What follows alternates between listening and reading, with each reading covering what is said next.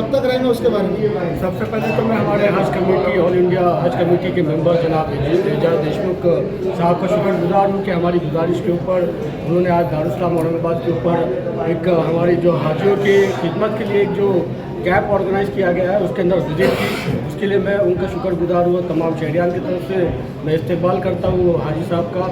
साथ ही में आवाम से गुजारिश करूँगा कि देखिए जो हमारे हाजी है, हज को जाने वाले हैं, जिनको फिटनेस सर्टिफिकेट मैंडेटरी है, ये फिटनेस सर्टिफिकेट आपको जो है तो कैंसर हॉस्पिटल अपना घाटी हॉस्पिटल के अंदर, उसके बाद सिविल हॉस्पिटल के अंदर मुहैया किया जा रहा था, वहाँ से आपको मिल रहा था। मगर एक हाजियों की कंप्लेंट थी कि 7 से 8 घंटे वहाँ पर उनको लग रहे हैं, एक ऑफिस से दूसरे ऑफिस में उनको परेशान होना पड़ रहा है।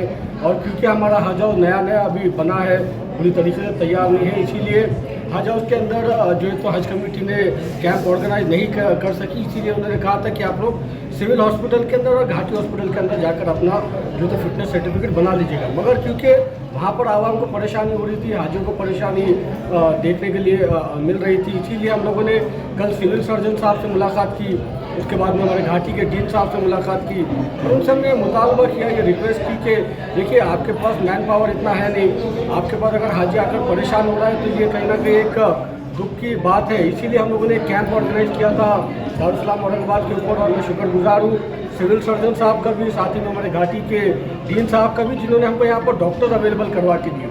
उन्होंने यहाँ पर हमको डॉक्टर्स अवेलेबल करवा के दिए। साथ ही में पैसिफिक हॉस्पिटल के हमारे इश्तियाक साहब ने हमको यहाँ पर तमाम लेबोरेटरीज का इंतज़ाम करवा के दिया। साथ ही में जो और डॉक्टर्स की हमको ज़रूरत थी वो सारे डॉक्टर्स यहाँ पर पैसिफिक हॉस्पिटल के जरिए हमको मिले, जिसकी वजह से ये कैंप हम लोग यहाँ पर कर सके। और अल्हम्दुलिल्लाह सुबह से अभी तक 350 से ज़्यादा हाजियों के फिटनेस सर्टिफिकेट हम लोगों ने यहाँ पर इशू किए हैं। ये कैंप आज बुध के दिन और कल जुमेरात यानी 7 फरवरी और 8 फरवरी 2 दिन जारी रहेगा। मैं हाजियों से ये गुजारिश करता हूँ कि अगर आपको सिविल हॉस्पिटल में जाकर काम करवाने में, आपका फिटनेस सर्टिफिकेट बनाने में अगर परेशानी हो रही है तो आप दारुल इस्लाम औरंगाबाद के ऊपर आइएगा। इंशाल्लाह कोशिश की जाएगी कि आपके जो टेस्ट करवाने हैं जो मैंडेटरी है उनको यहाँ पे हम लोग पास फॉरवर्ड में करवा के दें और 1 घंटे के अंदर ही हम आपको यहाँ पर रिपोर्ट वगैरह अवेलेबल करवा के दे देते हैं। साथ ही में ECG भी अगर आपको करना है तो ECG करने की भी फैसिलिटी यहाँ पर हम लोगों ने की है। ख़ास तौर पे हमारी माँ बहनों के लिए पर्दे के साथ आराम से आपका ECG जो हो जाए, इसके लिए भी हम लोगों ने यहाँ पे फैसिलिटीज़ मुहैया करवाई है।